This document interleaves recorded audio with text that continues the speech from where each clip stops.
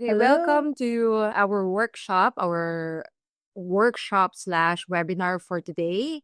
I'm Lara Guevara, founder and CEO of Move Supply Chain.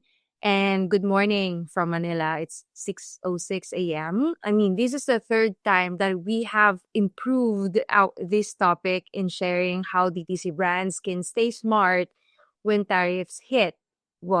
Regardless if it's additional 30%, additional 125%, even a small additional percentage is a huge destruction for our growth in DTC. It has a huge impact. And we are in this workshop, we are going to help you identify what can you do in navigating these tariff hikes. Like, is there something that we can do to avoid it, and how? We're going to share with you practical next steps for your brand. We are going to teach you what are the projects. We are going to do a one-on-one discussion on that 5 different projects that you can work on immediately um to help you with the tariff hikes, if this will be a continuous 30% or even higher. So regardless of what products you are regardless of what products you have, if you are getting from China or Southeast Asia, if you're getting from other countries as well, we are all affected. It's just companies or brands from the US getting from China are the most impacted in this tariff war.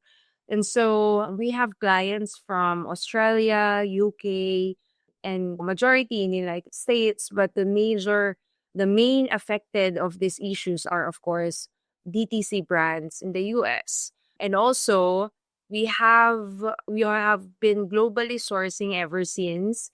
But again, this is not just an issue for China, but other other Asian countries also have increased tariff. Example for that is Vietnam, Thailand, Cambodia, India, and Pakistan. Again, just to give you a little bit of background, because we had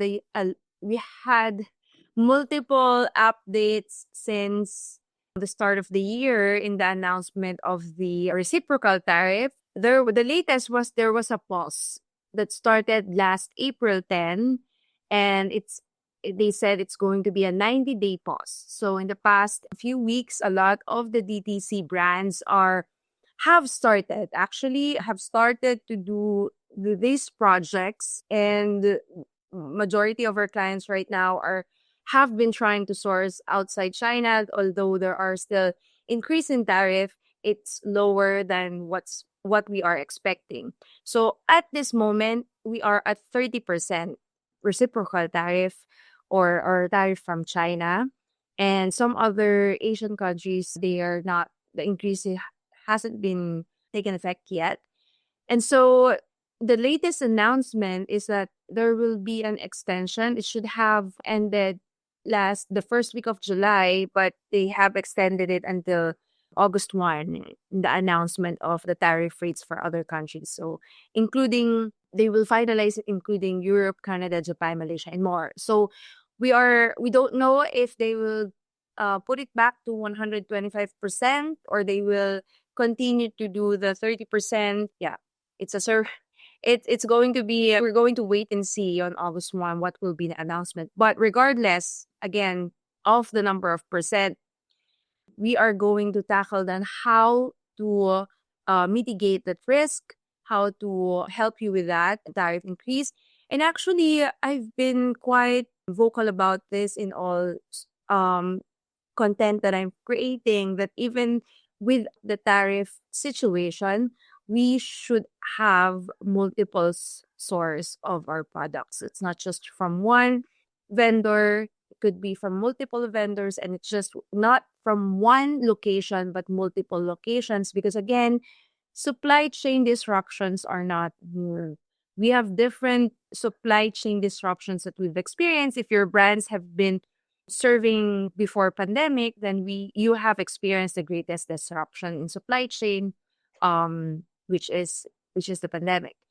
And so we've learned from that. This is the second wave of tariff. The first one was 2019 when Section 301 was also implemented by the administration, and then the what do you call this, the pandemic, and then this again. So although tariff can be solved, we cannot assure you that there will be no other supply chain disruptions in the future. So just to be ready, all of the strategies that I'm going to share with you today are not just for tariff, but just in overall preparation or support to increase your bottom line. That's the goal. I just wanted to leave this before I start. Panic leads to poor decision. Modeling leads to strategy. A lot of brands were in huge panic when the tariff was announced. And so the best thing that we can do to support our brand is to act immediately, because again, we were given short period of time to find solution to this. So that's why, again, thank you for joining this workshop, and we'll be discussing all of that later on. Okay, so just a little bit of quick explanation of our tariff type. So understanding the tariff stack, what we have are four different source of tariffs and percentage. The first one is the baseline tariff, which applies to all imported goods entering the US regardless of its origin. Think of it as a universal entry fee. So it varies from countries to countries, but it's around 10%. It's not as much. Here in the Philippines, it's 12%. In the US, the estimated range is 10%. And then there was a reciprocal tariff that was the latest addition to the group. It targets Chinese imports in response to trade tensions, but also applicable to other Southeast Asian countries and other countries as well. It ranges from 20% to 125%. So again, this is still a question until August 1. What would be the final percent? And then there is the fentanyl linked tariff, which is actually applied in all products regardless of its relevance. It's the 25%. And then this was the tariff I mentioned earlier. It's the Section 301 tariff, where based on product categories, strategic sectors face different rates. So from 7.5% to 100%. So in your entry summary, if you have that, please, if you have that, take time to check and understand your tariff stack. What has been your freight forwarder charging you? If you don't have a copy of that, I highly suggest that you get a copy, even if you are doing DTP or CIF or FOB. It's very important that you have this as a business owner. This is a document that you should have a copy all the time. So every shipment has entry summary document. So in there, you'll see what percent in your HTS codes your freight forwarders are using, and then what are the appropriate percent that they are using for that specific HTS codes. All right. Okay. So for the phase one of this workshop, let's first understand the impact of what's going to happen to our brands if the 125% reciprocal tariff will take place on August 1. So in this slide, I wanted to explain the impact further. The project, so we have an example of simulation product profile. It's actually, I tried to create a very common example that is 100% cotton t-shirt, which this HTS codes, and the pre-tariff FOB as an example is $2.5. And then from 16.5, it will be up until 161.5% if the biggest reciprocal tariff will take place. There you go. So I have divided the product, the unit, the landed cost into its different cost elements, wherein you have the FOB price or the X works price. We have the shipping, you have warehouse and 3PL fees, you have packaging, and the tariff.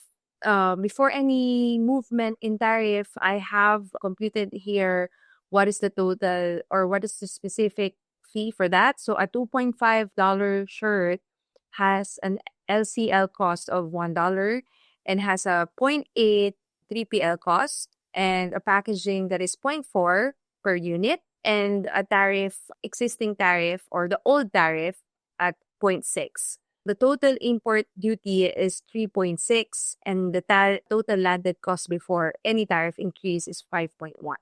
So given the increase in tariff, it will be $8.7. So landed cost after the tariff hike. So that's what it meant.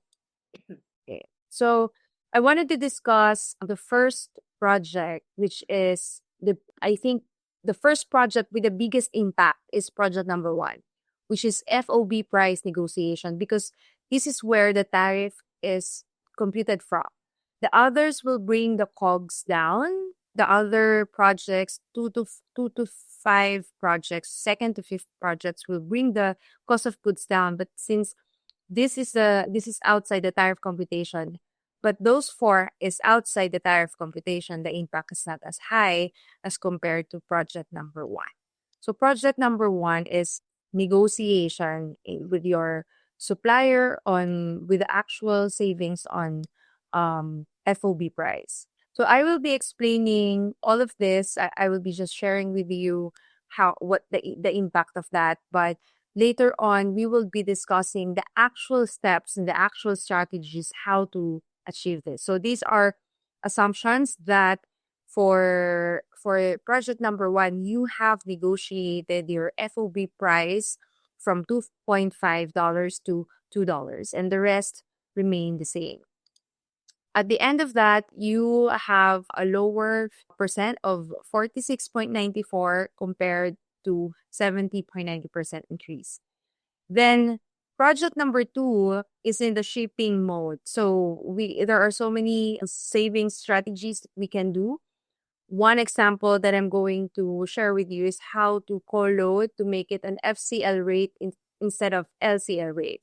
So if you are a brand that is already in FCL rate, then this is not much going to help you. But if you're a brand that two-way LCL, this is a huge help. It's a huge decrease from LCL, from loose cargo to full cargo. There you go. So in project 2, assuming that others will not change, we have an increase of 55.65%. And then project number 3 is in the warehouse and 3PL. So there are multiple small projects that we can do here, which I will explain later. All of this are going to be helpful if your 3PL partner is going to help you, because we believe, again, in DTC and in e-commerce businesses, your location is not usually very near from your warehouse, and you cannot, unless you own the warehouse. So if you own the warehouse, then there's limited projects that we can do, or I'm expecting that if you own the warehouse, you have been optimizing it ever since. And if not, there are still small projects that we can do about it. Project number 4 is about the packaging. We are going to discuss later on how we can simplify, ensure that the packaging is not over spec, so we're not spending more than what is required and what is needed. And then from there, we will have if we can launch that savings, we're lowering it down to 68.95%. And last but not the least, it is the tariff engineering, where we are doing different projects under tariff to ensure that we are using the right tariff and using the lowest possible, the auditing of tariff, which can lead to using different HTS codes with lower percent. And there are also different projects aside from that, wherein you are using a different price. You're going to use a different price for the computation. So some are easier projects, some are longer projects and more complicated projects where you need the support of customs lawyer, for example, and some are very easy to start. So there you go. This is our summary. And just to show you what if all of these projects are going to take effect, what could be the effect of all these 5 projects when computed together. So earlier I shared the impact if you'll do one or two, but if you do all of that, the tariff from 70.90 can go down to 27.53%. So we're looking at not just doing one strategy savings or counter movement. We are aiming to do a lot, all of them, whatever we can find to help us with our landed cost. So, okay. So, cost breakdown table before and after. Before tariff, it's 5.1 and now it's 8.7. And this is where most brands freeze. This is why a lot of brands had had different panic actions a few months ago because they couldn't even bring their goods to US anymore. So most of them with already produced products sitting in their warehouse in China, they opted not to send it or ship it in the US because of the uncertainties of what percent will be used for their products. And if the 125% additional tariff will be added, then their product will not survive or the brand will not survive their cost. So a lot of them left their goods behind China. They waited and see. They waited until it went down, and so those are just some of the examples we've experienced from our clients. So now let's simulate based on actual data. So I have a landed cost calculator that also I will be sharing in the chat box. Just making sure it's editable. There you go. So this is a very simple landed cost calculator. If you are aware of your PO numbers, or if you have a team member, give it to them. So you can compute the total landed cost. A lot of DTC owners are not aware how the landed cost is computed. So in this tariff rate, it's all the cells with yellow highlights should be an input from your end. So depending on your tariff, depending on your HTS codes, the tariff percentage will be different as well. So you can make a copy of this sheet and then you can start plugging in or checking how much is your landed cost or estimated landed cost. And if you're already sourcing, which could be the case because the tariff situation has been here for quite some time, then you can use this if you're getting product from Vietnam as an alternative. If you're getting product from Colombia, from other countries, then you can use this as a computation. So as an example, I just wanted to quickly share this with you as an example for $100 quantity with $6 100 pieces, 100 pieces quantity with a $6 unit cost. Your total cost is 600. Assuming that you're an LCL, your freight cost per unit could be around $1, and your total freight cost is $100. Then adding all of those tariff rates, you have a total of 158. So if this is not applicable, then change it. But for this, you have a tariff cost in USD of 945 plus the other small costs, the HMF and the MPF. Then your total landed cost from a $6 unit cost is $16. There you go. So that's how landed cost is computed. Moving to the next phase is offsetting the damage. These are the savings project that we've discussed earlier, and we are going to deep dive on each 5 strategies that I've shared. So, all right. So the 5 strategies are unit cost savings, freight savings, packaging, tariff code, and warehousing. So under unit cost savings, we have negotiation, alternative vendor within the same country, alternative vendor globally with lower tariff. And then for freight, consolidation, looking for cheaper route via sea first mentality. Then for packaging, it's the packaging redesigning, master carton redesigning, even the actual product packaging.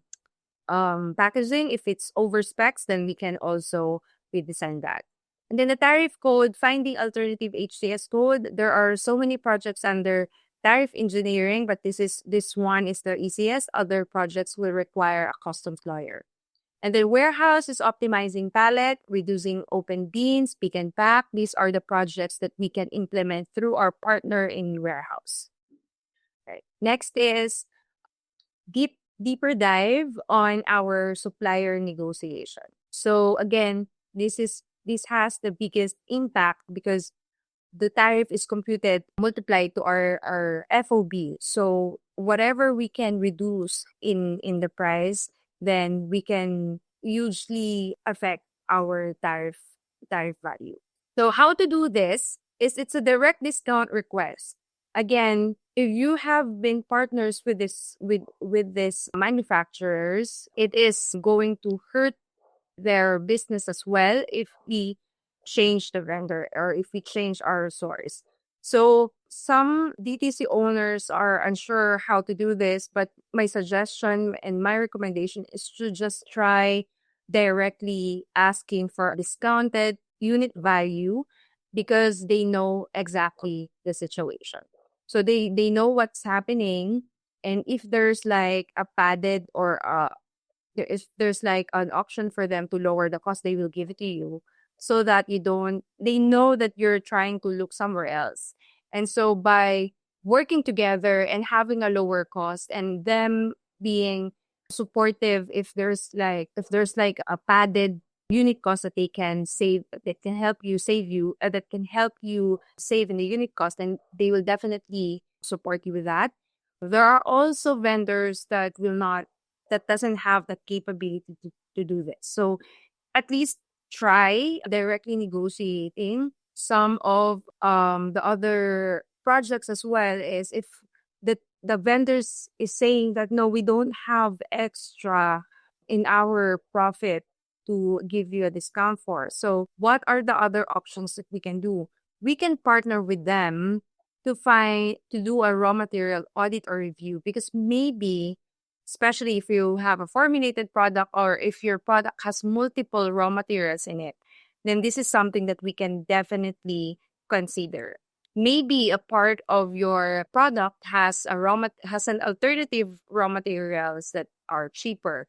So having the BOM or the bill of material, if your product is as simple as apparel or, for example, a baseball cap, as shared earlier, then what are the materials that you have? Like how is the design printed? Is that embroidered? Do you have a direct transfer type of printing? Do you have a special buckle being used in your or a special hardware being used in your products? Then definitely any raw material audit could help. So if you have other types of product like being formulated, like shampoo, conditioner, or anything else like that, then there's a bigger chance, because we are talking about more than 10 raw materials in this, and maybe one of those raw materials, chemicals or products has an alternative product. And then the next is, so for the raw material review, some of the verbiage that you can use is that hi supplier name, hi vendor, hi partner, we're exploring ways to manage tariff-related cost increases. Could we review potential alternative materials or sources that might lower our costs without impacting quality significantly? And your recommendations is greatly appreciated. So that is a script that you can use or something around that. They will definitely share with you if they wanted to support. If your partner, if your vendor is not willing to help you in this, then maybe they're protecting an IP or if you're doing a white label type of partnership with them. But if that's the case, then my next suggestion is to look for alternative vendor. And then next is the packaging review. So it's not just main packaging. You have inner boxes, you have outer boxes, you have master cartons. We have to do an audit as well in this case.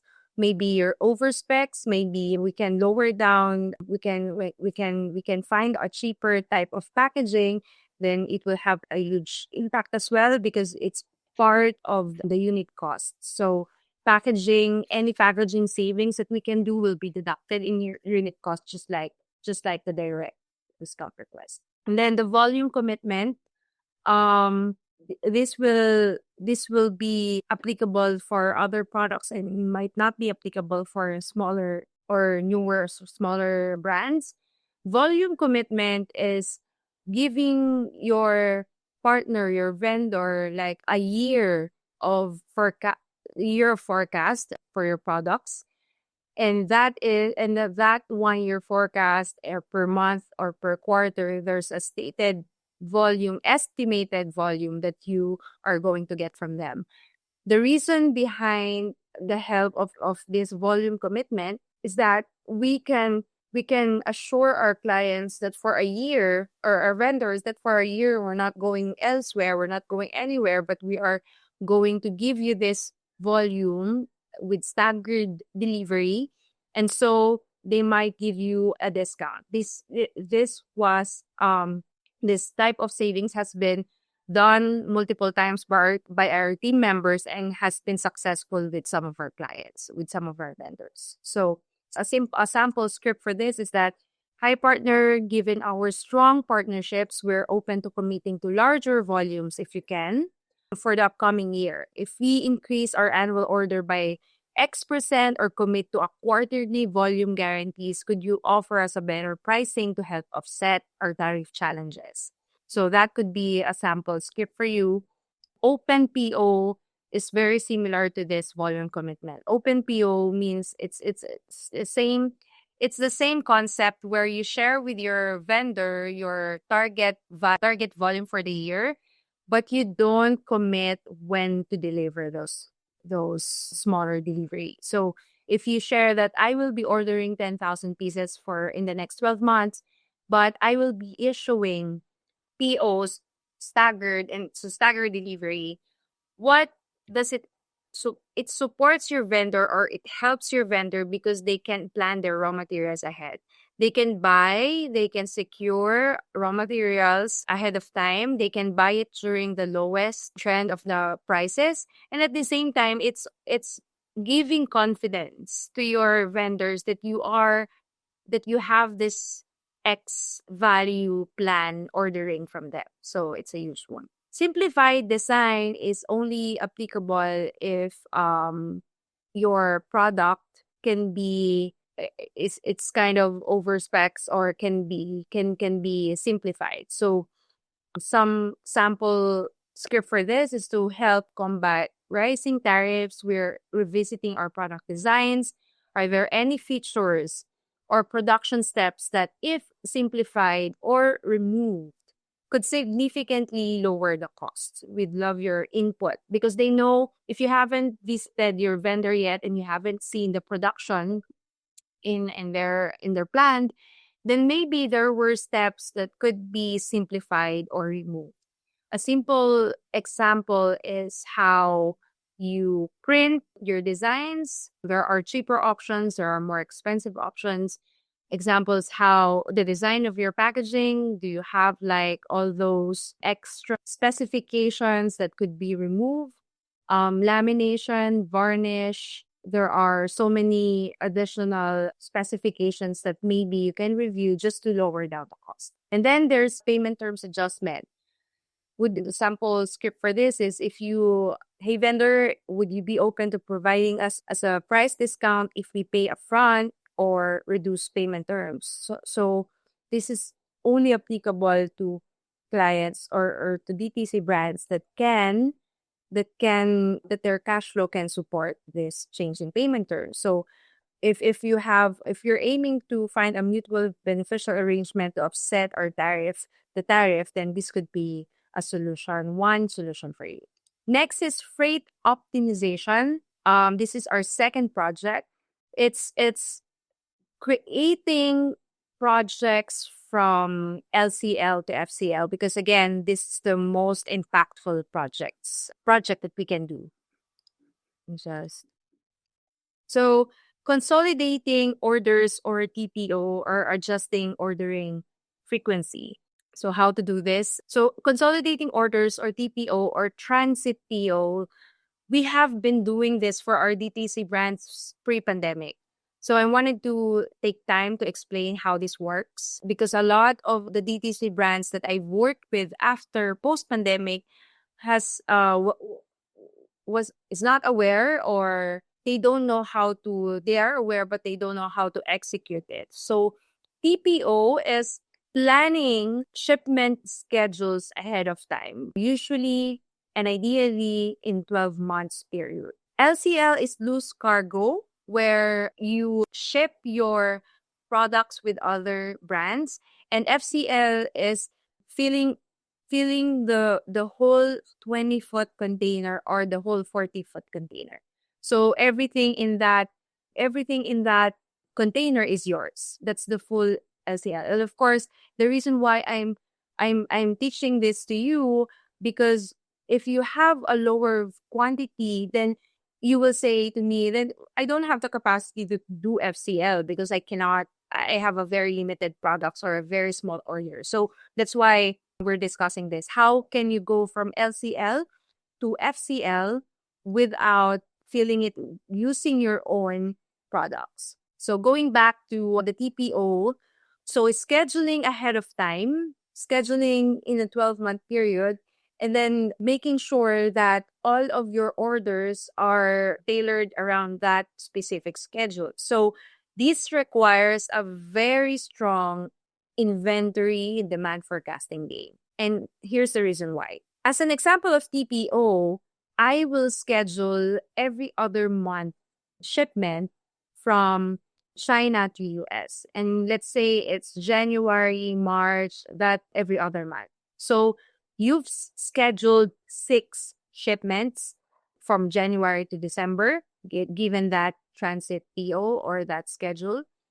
And so all of your products being forecasted early on should have a PO that will support that schedule. So instead of just plainly sending everything that the PO completed PO had, or completely produced products, instead of doing that, your PO, your forecast is adjusting to your shipment.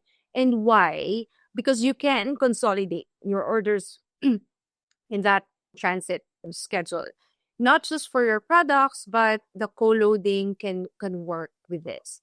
So if you have a community in apparel, for example, and I know that there are more closer community per DTC. So if you have other apparel companies that you know that you can co-load with, then this is a perfect example for that. So all of you are issuing POs and your vendors are producing it.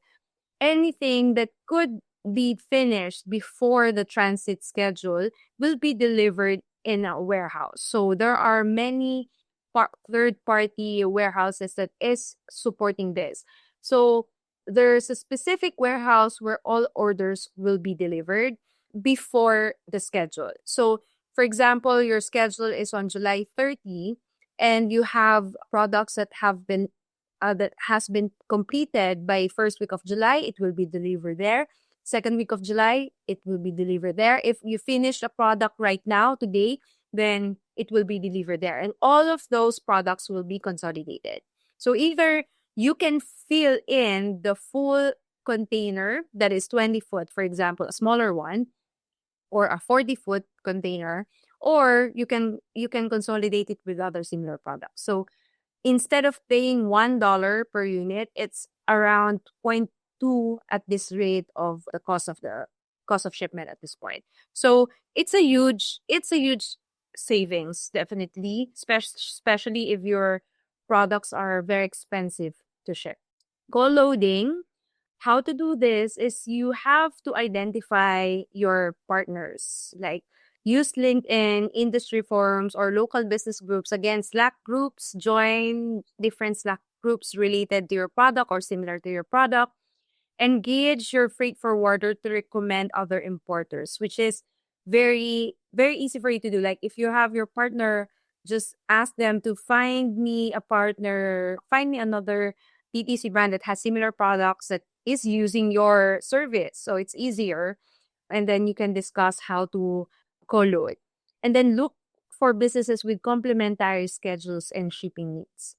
So sample script for this is that we regularly ship from China to US. Would you be interested in exploring a shared container to cut cost for both our businesses? So it's important to, as a step to align product compatibility. Ensure that products from different importers can safely and practically share containers. As an example, similar products like apparel, accessories, and home goods. Compatible packaging, dimensions, and stacking capability, and avoid mixing incompatible items like chemicals and textiles. It's not allowed. And if for as a checklist, you can confirm if first your product is compatible, and second, if you agree on shipment handling like stackability and packaging standards. If those two are checked, then you can definitely call load. Step 3 is choosing a common freight forwarder. So aside from asking your freight forwarder to find you a similar product, you can start with finding someone to call load with you and then choose a common freight forwarder. Simplify coordination and shipment management by selecting one freight forwarder to handle consolidate shipment, of course. And then considerations is that your forwarder experience with consolidation and co-loading. Not all freight forwarders have done this or is an expert doing this. So it's very important that if this is a project that you're going to do, you have to double check the experience of your forwarder. Next is the pricing transparency in billing arrangements. How will you divide the cost? Is it based on weight, based on number of cartons? It depends on the type of products that you have, if it's by volumetric weight or by the actual weight. So it should be finalized before any shipment so that it's clear for all the brands what's the split of the delivery cost. And then proven reliability, of course, of the freight forwarder and your partners. You have to make sure that you have very transparent and aligned communication. Step 4 is establishing clear cost allocation, which is by either by volume, by weight, or hybrid. Then step 5 is coordinating shipping documentation. That's the last part for your doing this, is making sure that the customs releasing is smooth. Right. So that's it for freight optimization. Again, if all of the scripts that I've been sharing in this presentation will be shared with you as well as part after the workshop. Right. Okay. So moving to the third, savings. So packaging and 3PL cut. What are the projects that we can do? So we can save from point 4 to point 3 for a packaging redesign or downgrading a packaging. We can reduce from point 8 to point 6 for 3PL projects. So it can be as high as point 3 per unit. So how to do this? Packaging redesign is our first option. So the objective is to save up to 70% on material and dim weight fees. So this area is very much not optimized because what happens is usually you will just follow what your vendor is giving you. So if your vendor has flute A, but your requirement is just flute B, then they will be just using the flute A packaging, which is thicker than flute B, because that's what they have. And most commonly, this is missed out in communication because again, this is very minor and considered minor and not part of the development. But if you will audit your packaging, this is usually the very under optimized. And so you can ask your vendor to share with you what's the specs of your packaging from the packaging of your product up to the master carton. Ask them even if you're using like a plastic or If you're using a pouch, if you're using a box, especially boxes are very, like beautiful boxes are very expensive. If you're using different kinds of products, especially if your product type is very giftable, when your products is giftable, then your packaging is very expensive for sure. Then ask your vendors to share with you the material so that we can redesign. So this is very important because heavy or bulky cartons drive up your freight bill. So switching to a leaner pack format immediately cut cost, both packing cost and shipping weight. So the step-by-step actions for this packaging redesign is SKU audit. Ask for your SKU's dimensions, weight, and fragility, and the stacking height, the type of cartons that they use.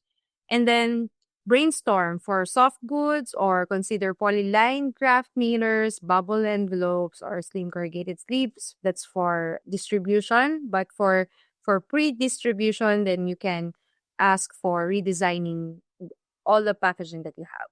Then very important is prototyping and testing. Order 5, like start shipping with your existing. So don't abruptly change. Using your existing, like just try a box or two or one pallet, one pallet of new products, and then send it together with your existing products. So just in case it did not work because it's under specs, then the damage is just limited to one carton or specific products, because testing is very important. So that's shipping test. There's also a run, a drop and shake test, and then you should record damage rates, because maybe you've chosen a very thin or very under specs packaging, but there's like a mid. So A, for example, for master cartons, flute A is the thickest. Next is C, and the next is B. So it's not like ABC. It's C. It's ACB. So you've tried. Maybe you're at A flute. You've tried B flute, and then B flute had an issue. Then maybe you can try C. C is still cheaper than A, but higher than B. So those are the kinds of those are the examples. And then cost analysis is part of packaging redesign. Chart material cost versus damage rate. Of course, we have to consider that and calculate the deem weight savings, especially if you've changed the packaging. And then roll out, again, first is you need to finalize the spec sheets, materials, print, dimension, and train your packing team to follow an SOP, and then don't abruptly, again, launch this. Do it simultaneously with your existing and trusted packaging. So next is master carton optimization. So the goal, our objective for master carton optimization is to fit 10% more units per pallet and lower freight by 10%. So again, fit additional 10% units per pallet and reduce or lower the freight by 10%. This is very important because oversized cartons wastes space. If you have a very huge gap or like space gaps in your master cartons, it will incur extra pallet and freight charges. Again, sometimes it's a volumetric, most of the time it's a volumetric weight that they're computing. So if you have a huge head space, then they're computing based on the dimension, length, width, height of your packaging. And then how to do this step by step is current analysis. Document your units per carton, cartons per pallet, and then your pallet height. So a lot of products doesn't have to follow the standard packing height, because if it's lightweight and if it's not fragile, then you can increase your pallet height up to the maximum, up to the ceiling actually. A pallet height is commonly charged by freight forwarders because they know that they can charge it. So probably you're not aware that from 6 stacking height you can do 10. So it's a lot more boxes that can fit your pallet instead of just the original. So ask your vendor, your freight forward, your client, your partners, what is my packing height? Sorry, what is my pallet height? What are you practicing for my product? You have to know that, because if they say that the standard, which could be from 6 to 8 stacking height, and your product is apparel or lightweight caps, like as an example, or a very lightweight type of product, then definitely we can maximize the pallet height, and it's a huge support. If your vendors have 3D modeling, then ask them to do it for you instead of you doing that. But we have clients that has the CAD or Excel to simulate alternative carton sizes. And then order trials, request samples, test it. As we've mentioned, load strength test. Stack 5 cartons high, 6 cartons high for 72 hours, inspect for bulge, and then increase stacking height another 72 hours and then inspect. So as long as it's not changing its quality in 72 hours, then we can use that. Then standardize. Choose the size and highest unit and safe loading rate. So if you have multiple SKUs, multiple type of products, if you have like hoodies that is quite heavier and bigger, then you have socks, which is smaller. Most of the time, your vendor is using different types of master carton sizes. The question here is we standardize our master cartons? Because again, it can help us save in our pallet unit number of units in our pallet. Sorry for that. And then from this, then we can help that can help increasing your units per pallet, cartons per pallet, and freight cost per pallet. Next is stacking height tests. So being more specific about how we want to go about this project. The objective is to increase pallet stack height by 14%, 14 to 15% safely. So many warehouses understack pallets for safety, leaving capacity on the table. So not just warehouses, but shipments. So not just sailing, but also in your warehouses.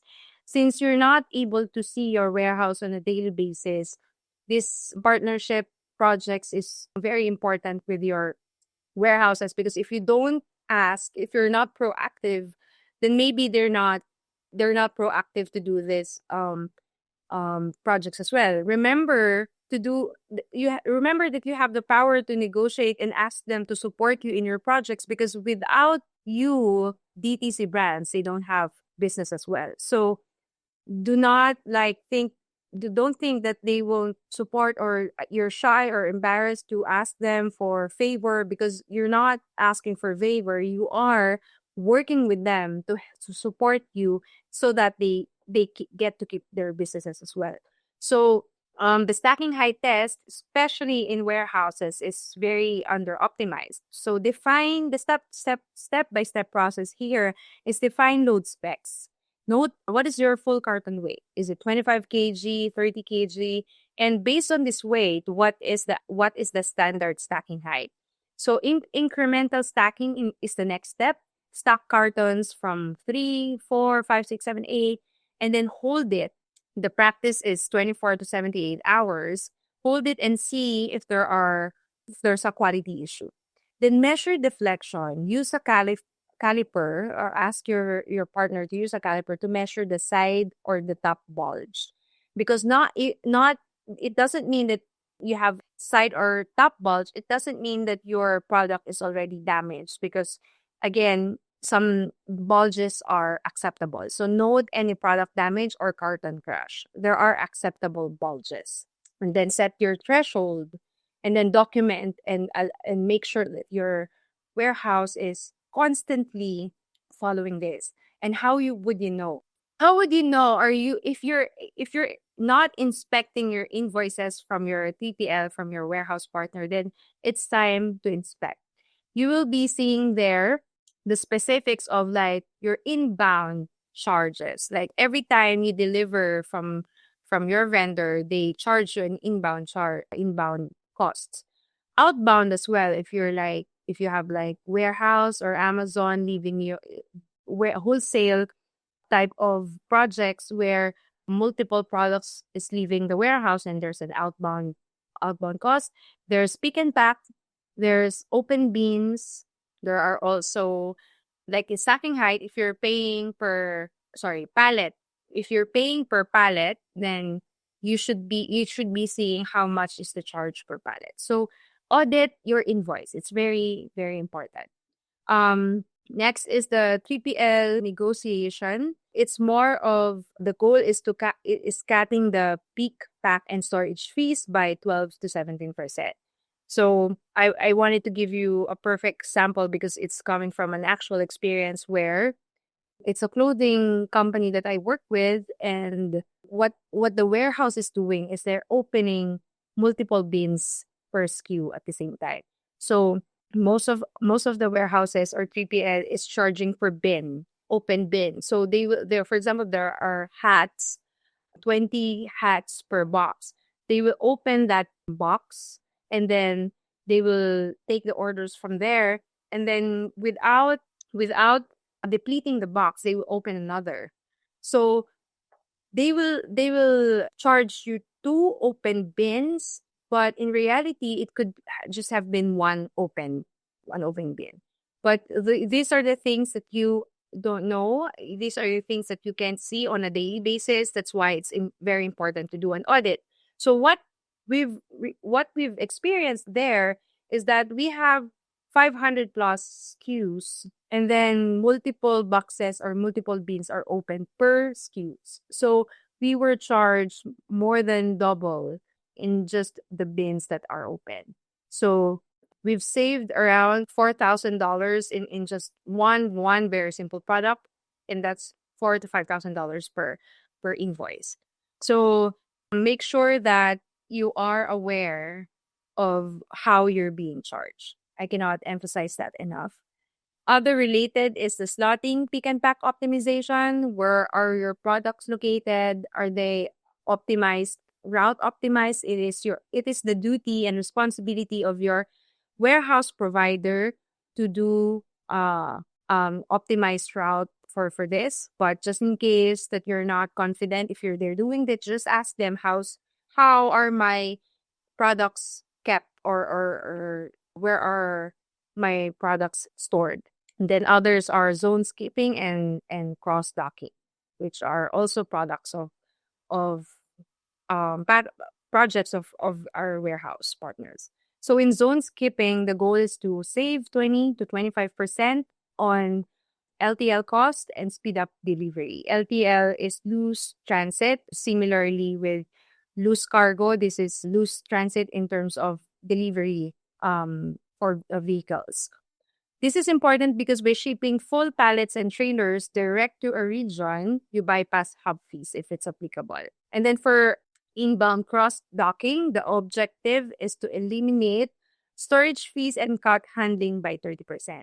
This is important because immediate transfer from inbound truck to outbound carrier avoids warehouse dwell. So even if it's less than 24 hours, some of the warehouses are charging you with warehouse dwell, wherein which could have been waived. So inbound cross-docking, immediately transfer from an inbound truck to an outbound courier. So how do you do this? Is of course you have to align schedule. Your warehouse partner should be responsible for this. ETA notifications, reserve dock space, carrier sync and alignment, real-time updates. Those are also your logistics talents and experts can help you with. Going on with the fourth project that we have, this is the tariff engineering. One of the projects under tariff engineering is exploring alternate HTS or for apparel fabric blend. So example is mixing materials may reduce tariff bracket. So 100% cotton may be higher than 80% cotton and 20% polyester. So this requires a longer savings project because it might need you to change your raw materials, or at the same time it can be an easier project because, for example, steel products can be under 2 HTS codes. So depending on your products, if you can share in the chat box what kind of products you have, then maybe I can share more information. But yes, there's a quicker way, there's a longer way how to do this tariff engineering. First is, of course, to map your product features, list every materials, construction detail, features, fabric type, seams, strings, hardware, highlight anything that could sway an HCS classification, fiber content, decorative panels, cut and style. You can get this if you don't have this, if you don't have technical tech specs sheets or technical specification sheets or tech pack. You can make one. You can ask your vendor to make one for you. And then survey potential HTS codes. Pull the harmonized tariff schedule chapters relevant to your category and read through it. It's very important. Example, if you're knitwear, woven, or any household articles, note that each subheading's exact wording and duty rate so you can compare before and after. And of course, if you can do, or if you can identify design or material tweaks, you can brainstorm with your vendor or with your new product development team how to legally modify the products that you have. Some examples is adding silk panel for or blending wool yarn. This is all applicable for apparel. There are so many ways to tweak your raw materials and choose a lower HTS codes, lower percent HTS codes. And then validate, of course, you need to help to update your tech specs, grading specs, and then you need to obtain lab or meal certificates if you need to, and then consult a custom breaker to review this with you. And then track, implement, and then iterate for different SKUs that you have. And lastly, last but not the least project that I'll be sharing with you is the diversified sourcing trials, where there are so many options in Asia aside from China, because China has the biggest tariff. Although the increase in tariff is not just China, Vietnam is also affected, but lower than China. So you can save up to 5 to 15% in tariff just by sourcing away from China. So because China is the biggest right now. So how to do this is to alternative sourcing using landed cost comparison. Make sure that you are using the calculator I shared earlier so that you can see if it makes sense to transfer from China to other countries. As an example of this is tailored fit in apparel industries. If your products is not apparel, then maybe I can help if you email us your products, and maybe I can share with you what countries are experts in the type of products that you have. So share with me in this chat or email or join our Slack channel to ask the experts questions. So this is just sourcing trials that we've done, because this is the biggest project that we've had in the past months, like apparels changing from China to other Asian countries. So Vietnam, Bangladesh, India, Mexico, Turkey, there are Colombia, other countries that has strength, and then they have their major apparel categories, and then they have their top 5 products as well. So different countries has different expertise, and different cities or states in each countries have different expertise as well. So make sure that you explore sourcing trials to identify which source is beneficial for you. So again, combined results, no action, your landed cost is 8.74. All combined, it's down to 6.50. It may seem small for each projects, but if we combine everything, then that would really help. And then there's interactive activity that you can use or brainstorm with your employees or your talents in supply chain. This is a savings plan calculator, which is also part of the sheet that I will be sharing with you. So it's the same sheet that I shared for earlier. It's just different tab. Let me just reshare that again. It's the Savings Initiative Plan 2025. It's very easy to start. Just start with initiatives, like brainstorm. How can we do? What are 3 initiatives that we can do to reduce unit cost? brainstorm with your partners, brainstorm with your talents. This is very important. Just list everything down. There's no small initiatives in the beginning. What's important is that you list everything down with your team members. And you'll be surprised how your team members can help you with this. So list everything down from initiatives 1 to 3, 3 initiatives per project. And then after that, execute. Like, what sourcing requirements do you need? Like, can you assign one of your team members to do sourcing? Can you assign one of your team members to connect with your warehouse, connect with your vendor? Can you assign your designer to design for you a simpler product or a simpler packaging? So this is the execution is of course, the most important part. Without us doing the actual work, then this workshop is not going to help you. So this will automatically compute your savings based on your initiatives. You just have to add on the information here. So again, this is in the sheet that I've shared. All right. Going back. So just in case I had issue sharing that, this is the tab that I've shared earlier. Savings initiatives plan. Write initiatives here. Add the value here, and then your savings part will automatically compute. So going back to my presentation, right? Diversifying sourcing phase 3, I took project number 5 into, I did a deeper analysis on and presentation for project number 5, which is diversifying your source, because this is one of the easiest project that you can ask your sourcing specialist to do for you. Again, I've mentioned this earlier. In the past 6 to 7 years that I've been working, I've experienced 3 major supply chain disruptions. One being the first tariff 2019, then pandemic, and then this one. Then there are minor disruptions in between, but not very not very challenging, not like this.